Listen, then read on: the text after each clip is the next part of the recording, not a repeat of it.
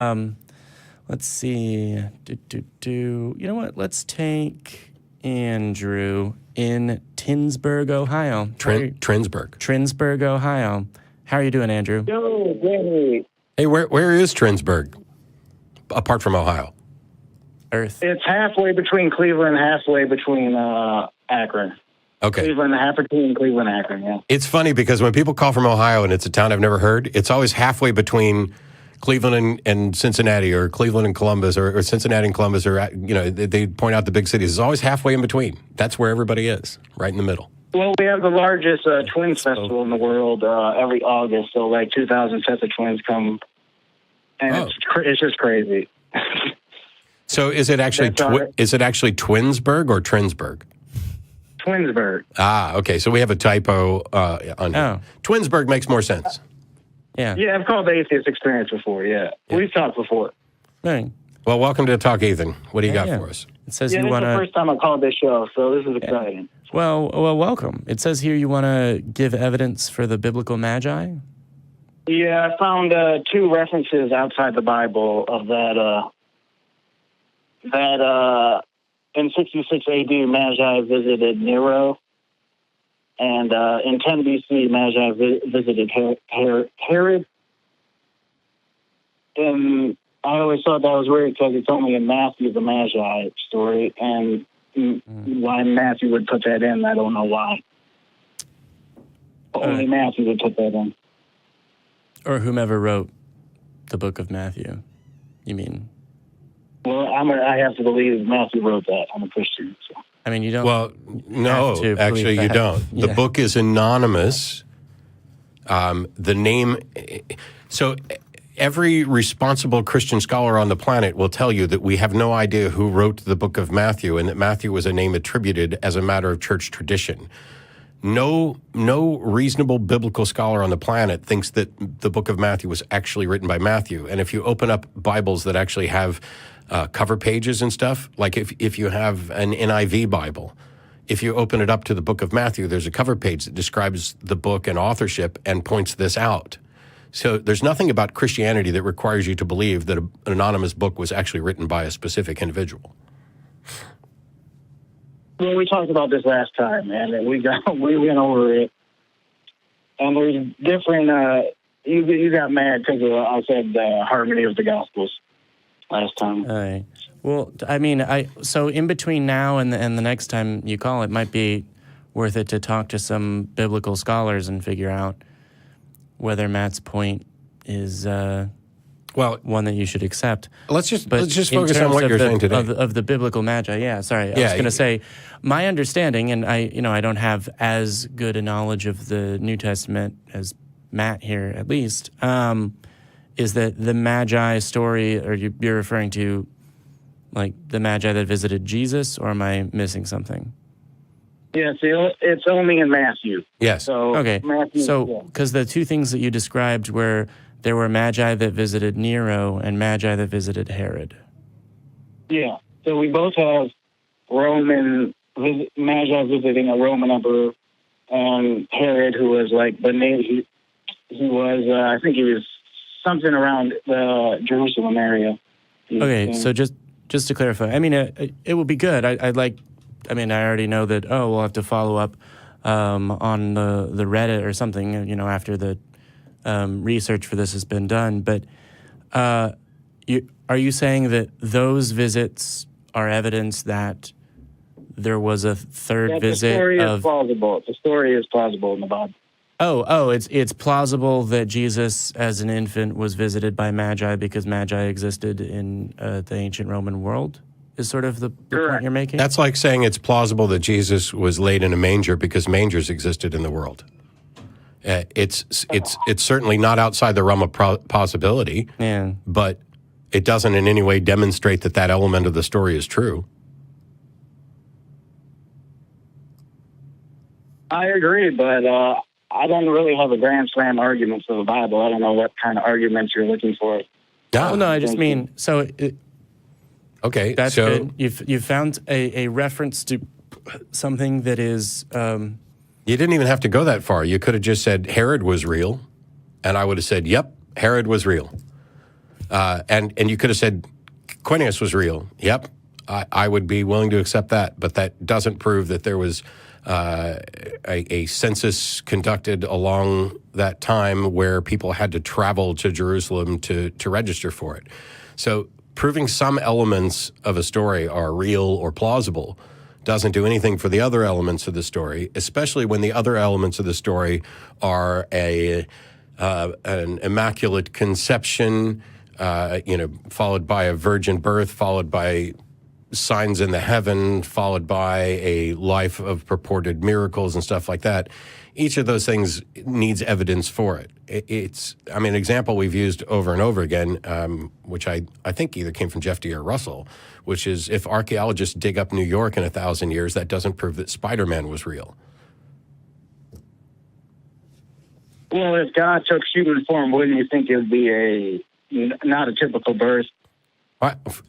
No. One, I feel like if there was a being there was like a god and it took human form, that a giant flash of light that was, demonstrable and somehow visible to everyone on Earth because light is affected by gravity and you could see it on the horizon, and just the magical appearance of a fully grown human form would be a much more miraculous appearance that people would be unable to deny. But I'd like to hit the New York example again, which is if 1,000 years pass and archaeologists dig up New York City and a religion is formed that revolves around Spider-Man, how would their justifications for the existence of Spider-Man be different than your justifications for the resurrection? Like, what is it that you can say about the resurrection that they can't say about Spider-Man in terms of providing evidence? Well, we have 4 different gospels, and they all describe the resurrection in all 4 gospels. I mean, we have more than 4 movies, not to mention the hundreds of comics. And trust me, there's some nerds that have written a lot about continuity. Nerd is a loving term that I use and strive for, but there's a lot of concordance between the various comic book editions. And I don't mean to go backward, mostly because I think the point that James just made is accurate. But you said, if God were to take human form, wouldn't you expect it to be a remarkable thing? Well, in many other religions, when their gods seem to take human form, or when there's a special prophet born or whatever, and in many superhero fictional accounts and mythological accounts, yes, there are miraculous circumstances tied to a birth. Mm-hmm. But you've skipped past the most important question, which was the very first thing you said. If God decided to take human form. If you begin with that assumption, then you will always find that the evidence seems to fit that. But that's not an assumption you get to make. The assumptions that we make influence how we're going to understand the evidence that were presented. So the actual evidence is we have an anonymous record of a virgin birth. Now, outside of species like snakes and others that have demonstrated parthenogenesis, we're unaware of anything like parthenogenesis in humans. But even if we had parthenogenesis in humans, the offspring would be female. So having a male conceived without, human contact between 2 people, that's kind of miraculous. Except that you don't have any evidence for any of that. You don't have any evidence. First of all, it's difficult to show that Jesus even existed, but let alone the nature of his conception or birth. These are all just claims. And it strikes me as really odd. Why would a God operate in this way? One of the most common arguments we get about the resurrection, which I think is going to be coming up in another call, is how do you explain the empty tomb? And my answer is, what empty tomb? We have a story about an empty tomb. I'm sure there's an empty tomb somewhere. How do you demonstrate that this tomb that is empty now was empty on Easter Sunday and is in fact the tomb where they buried Jesus? You can't demonstrate any of that. It's all stuff that just has to be taken on faith. All right, but back to the virgin birth. When you look at the Gospel of Luke, he expands on Mark and Matthew. Why? Well, here let's expands on Mark, but let's start with the beginning of that sentence. why should we start with a gospel, any gospel, Luke or otherwise? These are the four gospels. This is the four gospels that were written down that we Christians worship. Well, yes, I understand, but why should we start with those instead of finding? I prefer the Marvel justification? Cinematic Universe to the Marvel comics. And so when they come in conflict, my Marvel religion is going to say that the comics are wrong and the movies are right. And other people's religion, Marvel religion, is going to say that the comics are right and the movies are wrong. So the question is, do we have any way of showing that either of us are correct? What evidence are you looking for, I guess, in the Bible, or the New Testament, Old Testament? Well, so from the Bible isn't what we're looking for. So if someone hands me a copy of their journal day to day, and a police investigator gets a copy of someone's journal day to day, and they want to verify, I was in New Jersey at the time. That's the entry for the journal. They don't go, oh, okay, well, that's evidence, and it says it in there. They're going to go check, whether your car went on a toll road. They're going to go see where you were. They're going to do investigating about the claims. Your Bible is like the journal in that analogy. It says Jesus was in New Jersey at the time. And Matt is asking, okay, well, do you have evidence that suggests, the license plate on his car went across the toll road, or, here's a receipt from whatever restaurant where he was there. Where is the evidence outside? Here's what I saw. Yeah, the actual evidence. When you say what evidence from the Bible, that's functionally identical to me saying what evidence from Infinity War. Well, I disagree because it's 40 different authors that wrote you should disagree, because there's exactly one released version of Infinity War. There's not interpretations of Infinity War. There's not multiple derivations of Infinity War, the film. Whereas in the Bible we have, at least with respect to the Gospels, we have 3 that are synoptic and 1 that is off on its own. And they are anonymous. We don't have any ability to investigate the claims within them to find out if they're true. And those books were selected from a bulk of potential other books. And the ones that got put into the Bible are just the ones that people agreed should be in the Bible. What about other books that should have been in the Bible? What about the Shepherd of Hermas? What about the Apocalypse of Peter? These books that were considered inspired by the same God and yet didn't become canon because they weren't voted on. But that's why we have more things in the Gospels. We got the first epistle of John, and John tackles that bad teaching that Jesus was on earth only in spirit and not in body. So we have different gods. Okay, you say it's a bad teaching. How do you know? Yeah. Because John is an eyewitness, and he wrote 5 of the books of the New Testament. Okay, so you're going to believe eyewitnesses. Am I going to believe eyewitnesses? Yes. Okay, that's where we're going to have a problem then, because first of all, I'm not convinced you have an eyewitness, and second of all, I'm not convinced eyewitness testimony is reliable because all the evidence points to the fact that eyewitness testimony is not reliable. And when you're talking about whether or not Jesus was actually a person or a spiritual thing, I'm fine with the notion that Jesus could have been a person. What I'm not fine with are the miracles. Do you not think that people in other religions have claimed to be eyewitnesses to miraculous events? Yes, I saw one about Hinduism where they put milk on a statue and they said it soaked up the milk, but they had an explanation for that. It was just the statue was like no made out of something. Muhammad flies to heaven on a Pegasus. His bones are in Saudi Arabia. Prove that. Bones are in Saudi Arabia. There goes that. His bones are in Saudi Arabia. Yeah. How do you know? I'm pretty sure that's what I read online. Oh, you read it online? Well, fuck. Why are we even bothering to talk about it? He's pretty sure that he read that online. Yeah.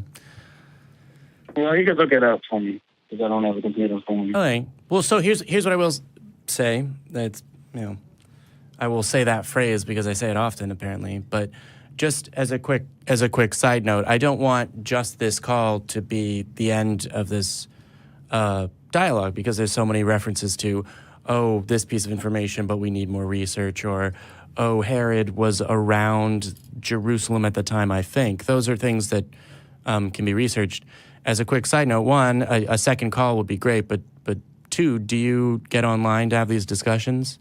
I mean, Talk Heathen has a Reddit, if that's something that you can do, r/Talk Heathen.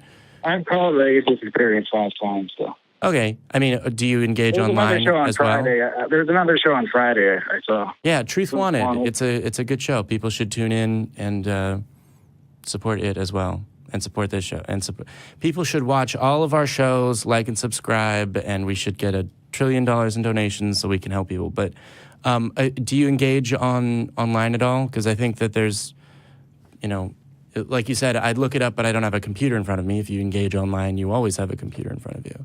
Is that something I can persuade you to maybe look into doing in between calls? All right, cool. Yeah, sorry, let's continue the discussion where we were. That, or I can circle around to, wouldn't a God appearing on earth be miraculous in terms of the way it was done? But yeah. Sorry, did you want to continue pointing out that you have 4 gospels, there are more than that, and they all disagree?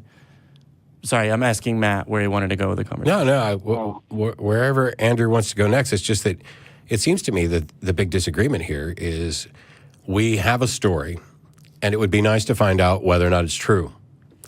And a number of people are just saying, well, these were eyewitnesses, and I'm going to take their word for it. Well, first of all, you don't know who wrote it. You don't necessarily know that they were eyewitnesses, and you know eyewitness testimony is unreliable. So that would be insufficient for even mundane claims, let alone miraculous claims. Extraordinary claims require extraordinary evidence. If you say, hey, I just got a scratch-off ticket and won $500, I'm probably going to take your word for it because it, doesn't impact me that much in any way. It's something that I know happens all the time. If you come in and you say that you have the winning $300 million lottery ticket, I'm probably going to need a little bit more than your word to be convinced, but there's the possibility of evidence there. If instead you say, God told me that I'm going to win the lottery in the next 3 years, well, okay, even if you win the lottery in the next 3 years, that does not mean that God actually told you that. There's a different standard of evidence that would need to be brought forward to show that these two things are actually connected and it's reasonable to conclude. Because if you don't do that, then someone like me, a magician, a mentalist, can convince you that we have amazing powers. If your standards of evidence for determining that a God exists would also show that I can actually read minds, your standards of evidence are flawed. If your standards of evidence can lead to two things being true that are mutually exclusive, your standards of evidence are flawed. All I'm ever saying is to work towards having the best possible standards of evidence. I'm not saying there is no God, you guys are wrong about God, the Gospels are all lies, they're all fictions. I'm saying that they cannot and have not met their burden of proof. And the people who think they have are fundamentally flawed in their reasoning, but it's completely understandable. This is often the result of indoctrination. Not everybody spends a lot of time learning about logical fallacies and how important they are. We go by our gut. And we don't want to call people liars. And so if somebody says, hey, I saw this thing, we want to believe them because we want to show them that we don't think that they're a terrible, dishonest person. And when somebody comes and tells me they were abducted by aliens, I'm willing to believe that they had an experience that they are trying to describe as honestly as possible. And yet that does not mean I have reason to conclude they were actually abducted by aliens. It's a set of differences I find in the Gospels that make them appealing to me. Do you understand? Like the Lord's Prayer is different than in Matthew and Luke. So wait, I'm sorry. So I mean, are you going to acknowledge at least the point that Matt was trying to? Yes, I understand. I don't want to. Yeah, I understand. We have two. So if the Gospels all agreed exactly, that would be an argument for either they're true and accurate, or they were copied, from each other. If the Gospels disagree on subtle details but get the general story right, all that does is show that there was a story that different people were trying to convey. If you ask, Jamie was over at my house last night, along with a couple other people, And if you asked each of us to describe what happened and what words were said, you're going to get the same basic story from the five of us, but you're going to get slightly different versions of the story. And there may be even points that we disagree on. Yeah. Does that tell you at all what the truth was? Well, you made a good point about eyewitness testimony being unreliable. Yes. But you said I forgot what you said about eyewitness testimony doesn't prove anything. So there's parts of the way that Matt describes the reliability or lack thereof of eyewitness testimony that I would describe slightly differently, because Matt says studies show it's not reliable. Well, yes, they do, but reliability is not binary. Right. So there's it's sort of like what's the difference between a video of an event that's HD in color with sound and grainy footage from 50 feet away where you can see shapes moving, right? There's a different level of reliability if you're trying to conclude who did what even in a video. And so there's different levels of reliability, and I hope that concept is one that I've gotten across, Andrew. And going from there, even human memory is not like a video camera. People, based on emotional responses and even how you ask them questions about, oh, hey, what happened there, right? The difference between asking eyewitnesses of a car crash, so what happened after, can you describe what happened after the red car smashed into the blue car? They're 70% more likely to remember there being broken glass at the scene when there wasn't, if you ask them when they smashed into each other versus when the cars collided or after the incident, or just the words, please describe what happened. Because human memory is smash implies the breaking of something, and that's what people think of in car crashes. Or, to make a distinction between imply and infer, people infer broken glass from a smash. There's an even bigger problem here, which is you're basically trying to argue on behalf of a God who has a better understanding of all of this than we do. And while that makes it impossible for us to properly put ourselves in the position of God, it doesn't make it unreasonable to attempt to put yourself in the position of God.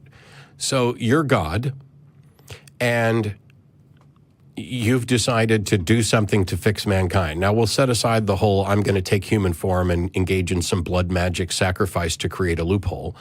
But if let's say that's actually what's required, certainly God understands the problem of eyewitness testimony. Certainly a God would understand that anonymous reports that can't be verified millennia after the fact would not be convincing and should not be convincing. If God would understand anything, it would be about the nature of evidence and what is or isn't reasonable.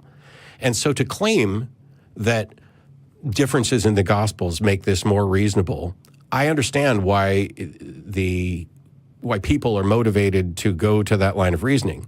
But you have to go all the way. And you have to say, okay, I now believe there's an all-wise God who understands everything much better than I do, and he screwed up in the biggest possible way by having an event happen at a period in time when we aren't able to get good records of it, where people aren't largely literate, where stories are passed around by word of mouth, and then we'll let those stories become copies of translations of stories, and we'll publish them in a book where we have to acknowledge that we don't know who wrote them and we have no way to investigate them, and this is the best that God could do. Well, that's ridiculous. I appreciate your skepticism, but so do I. We all agree that the Titanic sank.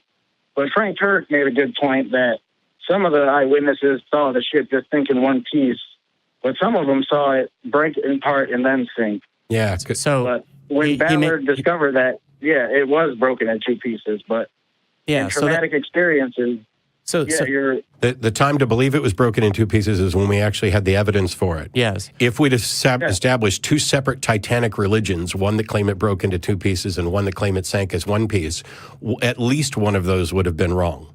Yeah. So I think we all agree that the Titanic sank, though. So even before it was discovered in '86. Yes, there's nothing supernatural about a ship sinking. So to be clear, Andrew, one of the things that happened is I made a point, and then Matt followed up with a second point about reliability. So in terms of just responding to like, hey, I think I understood your point, or this is what I understood the points you made to be, do you understand what point Matt was making or trying to make in terms of, the skepticism generally? The thing about Titanic is ships sink. We know this to be the case. We have survivors from the incident, and it's not remarkable at all that the survivors would accurately report that the ship sank and get other details wrong. There's nothing. Everything about this is fundamentally mundane. That's not the case when you start talking about miraculous conceptions and divine miracles and all of these other things, which we don't have examples for. We have dialogue when these miracles are happening.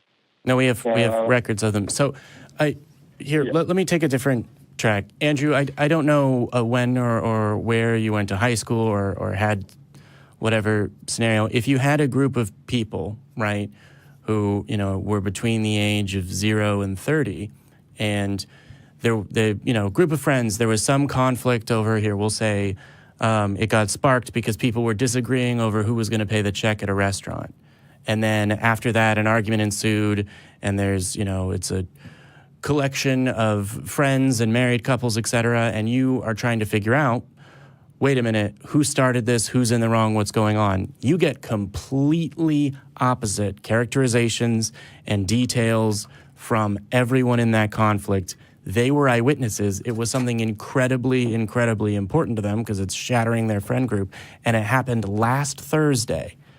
So in that scenario, Sally is saying that Margaret is in the wrong. Margaret is saying Sally's in the wrong. They hate each other. They're saying conflicting things. Can you draw a conclusion reliably about what definitely happened? In my example.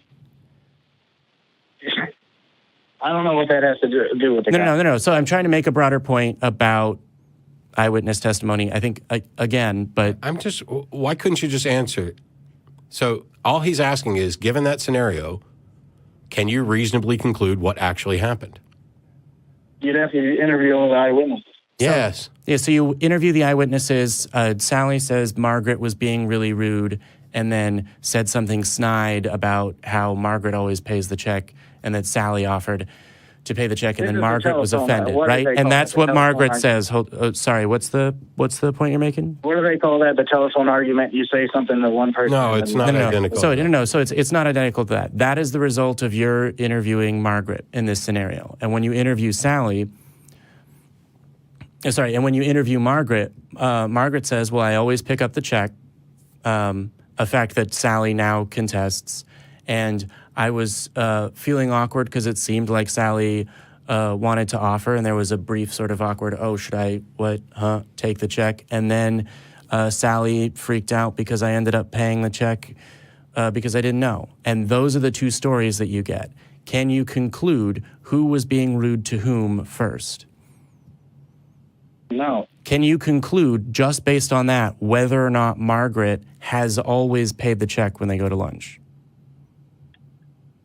No. So given the I can't conclude what it is, I don't know what happened there, why would you conclude, I know what happened when Jesus was crucified? It doesn't get more reliable 2,000 years after the facts. Yeah. So we have both after the Gospels. We have Paul's letters. We have... Yeah, so now the scenario changes. Now we have another guy. You now can't interview Margaret or Sally, and someone else has written down like descriptions of what they said, and it's you've not been to the places and you've never met the people. We now have 10 people who may or may not have been there, who may or may not have talked to Margaret or Sally, who have written down their secondhand hearsay versions at best of what Margaret and Sally said, and you seem to think that this makes it more reasonable to come to conclusion, and our point is it is less reasonable to come to a conclusion. Do you understand the point we're making? Yes. Okay, so But given that, wouldn't the Lord give us manuscripts so we can look over them and see? no. So you're not addressing the point the way that we're making it. Here, let me see if I can go through it this way. When you are saying, presumably, do you have a confident conclusion that Jesus Christ died and then was resurrected 3 days later? Is that something that you believe? Okay. Is the evidence that you're pointing to? You've pointed to evidence for that belief on this call, I believe, which is the text of the Bible. Is that correct? That would be fair. Yes. Okay. So, if I hand you even transcripts of evidence from interviews with Sally and Margaret in my hypothetical, that's something that in this call you've indicated wouldn't lead you to confidently conclude what happened. Is that correct? Correct, but that's not so a less direct record of what occurred with Jesus's crucifixion exists, and you have drawn a more confident conclusion. And I know why. Do you understand why, at least to us, that appears to be in conflict with how you interpret evidence? That seems inconsistent in your reasoning. I understand but the Gospels are very specific on these. They are less direct and more temporally removed from the incident than an interview with Margaret and Sally would be 7 days later. Do you think that the Gospels are stronger evidence for the resurrection than my hypothetical interviews with Margaret and Sally are for the lunch debacle? Yes, because your interview didn't have the Old Testament. Because what? Your interview didn't have the Old Testament. Okay. There's no transcript of an interview in the Bible, right? I'm not a biblical scholar, but I feel very confident in saying at no point is there a transcript of a reliably the real difference interview. The real difference Jesus. here. The real difference here is not whether or not there's an Old Testament or whether or not there's a God trying to keep the record accurate.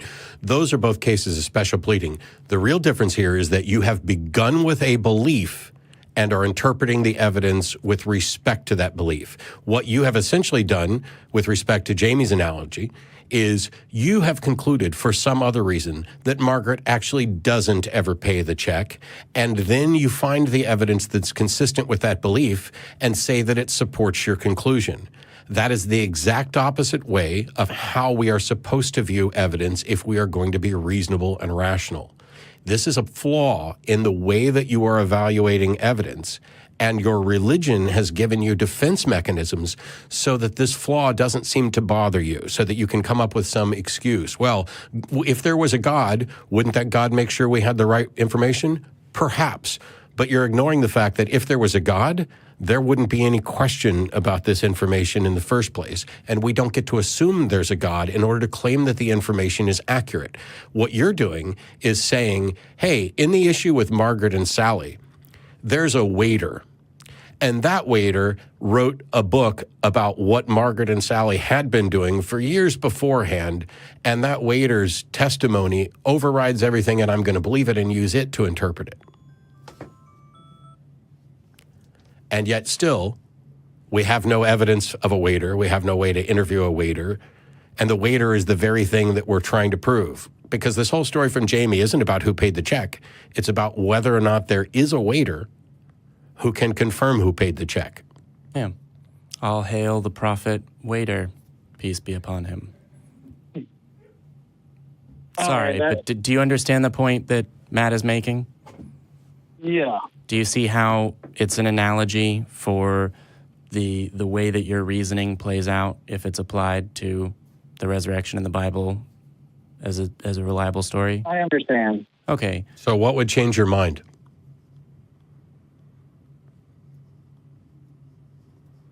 About the Bible not being true? Yeah, about the resurrection, sure. I don't know why I keep hitting that one, but about the Bible being true.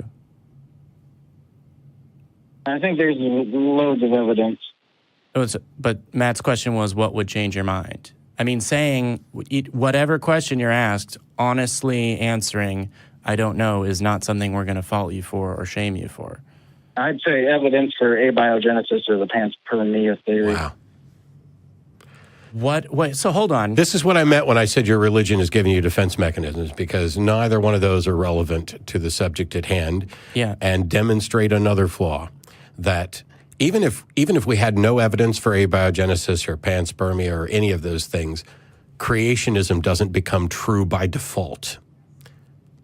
Well, so actually, I would say if you had explained those things to me properly, or at least I had the fullest understanding possible of all of biological science, including evolution, and a encyclopedic memory, even beyond that of Aaron Ra, of what animal evolved from what or whatever, and I had somehow specific knowledge of how and when and where abiogenesis occurred, that wouldn't have affected my belief in God at all, and I don't know why it would affect yours at all. Meanwhile, the possibility of abiogenesis has in fact been demonstrated, and the building blocks of life have been found throughout the universe. So there's nothing particularly implausible about life arising from non-living matter.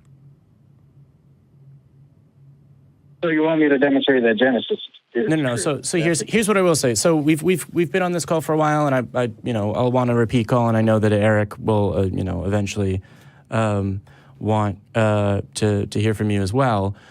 Do you email, or is there some way to get in touch with you in between now and the next phone call? Yeah, I'll call back.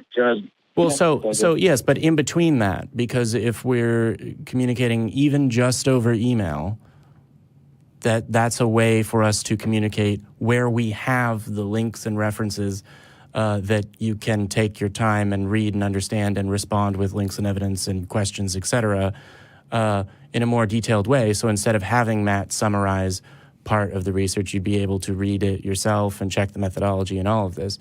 So if you can do me the favor of emailing TV at atheist-community.org, I would love to stay in touch with you in between calls, but I want to get to other callers as well. Yeah. Sorry this went so long. No. I mean, hey, I've got the red button in front of me. It was a fine conversation. It was good. We're not mad that it went long. Yeah. It's valuable. And even if something that you've said didn't change our mind, or something we said didn't change your mind, there are other people listening who are going, ooh, wow, I never thought of it that way, from perhaps both perspectives. Yeah. But the ones that are agreeing with you are wrong. Sorry, I have to say that. It's All right. He's just joking around, Andrew. Although I know he means it. Yes. So thank you for calling in. Hold on one second. Yeah. That's weird. And I hope that you call again. And then really, email in between show appearances, and we'll, or calls, and we'll be in touch. Thank you, Andrew. Well.